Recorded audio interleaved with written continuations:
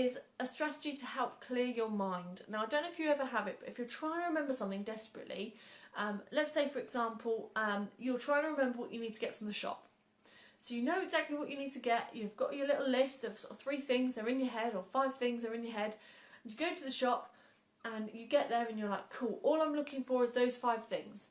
That happens for some extent, but then as soon as you forget your list, you're, oh God, I've forgotten it, and now I'm standing here, I've got 5 things in my hand, I think that's everything, that'll do, but actually you ended up changing things around and missing the point.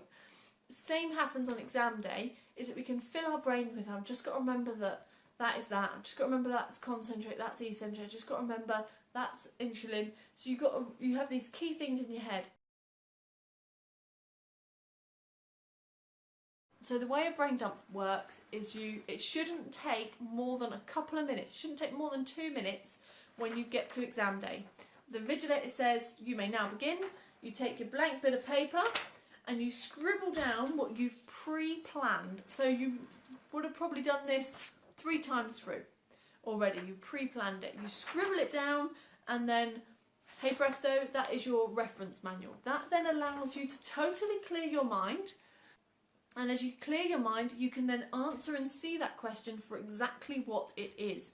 Which means that when you're then going through your kings, you can just go, aha, that question is asking me this, therefore the answer is this. Rather than saying, oh, it's a question about insulin, it must be, or it's a question about blood glucose, the answer must be insulin. You're not jumping to any conclusions or assumptions. Okay. So here's one I prepared earlier, Blue Peter style.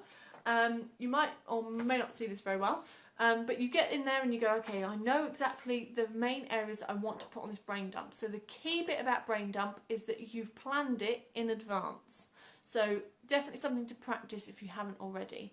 And can use this as a reference. It's like having the manual with you on exam day, but you're writing this at the very beginning of your exam.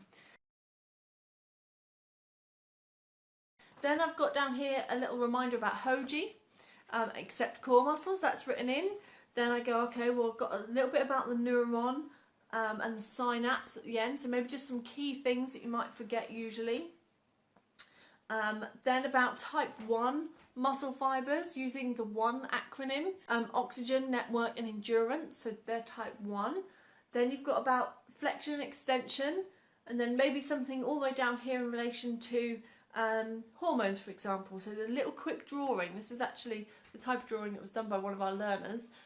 Literally, it might just be dots, but it helps you remember where the key endocrine glands are. And then they just say a little bit quickly about some of the main areas. So this will be different for everybody, this brain dump. This is quite an organised one for me, I have to admit. They're all in their set different locations. But regardless of how you choose to do it, I quite like it so that there's a little section for each bit, because it allows me to clarify in my head.